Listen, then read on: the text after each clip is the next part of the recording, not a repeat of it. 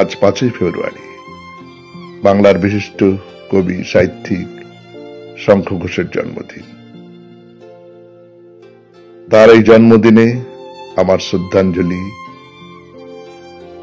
আজ শ্রদ্ধা নিবেদনে তারই লেখা একটা কবিতা পিকনিক আমি পাঠ করছি। মনে পড়ে আমাদের ডায়মন্ড হারবারে পিকনিক, বৃষ্টি ভরা মেঘগুলি জমেছিল নদীর ওপারে।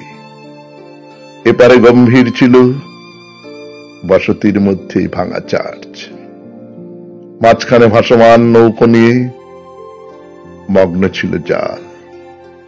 মনে পড়ে সকলের ব্যস্ত যৌবনের তাপ থেকে অগোচরে খুঁড়ে যাওয়া পাতাময় শীতল ভিতরে, যেখানে দাঁড়িয়ে আছে সনাতন ক্রস কানেকশন। কিন্তু কোন কনফেশন? ভয় হয়। চলো ফিরে যাই। ওই পার থেকে মেঘ এপারে আসেনি এতদিনে। শরীরে মাটির গন্ধ মেখে নেওয়া হয়ে গেছে শেষ। আমাকে নেয়নি কেউ। আমাদের তাই সারি সারি বসেছি মেঘের দল, কিন্তু কোনো বৃষ্টি নেই বুকে। অবাধ ভাতের স্বাদে ফিরে আসি সাবেক আহ্লাদ।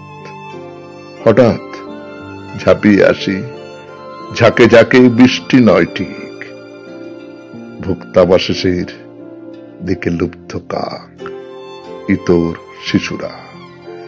ঢেউ লেগে নৌকোগুলি চলে যায় নদীর ওধারে। তারপরে উঠে আসি, শরীরে সজল প্রবণতা।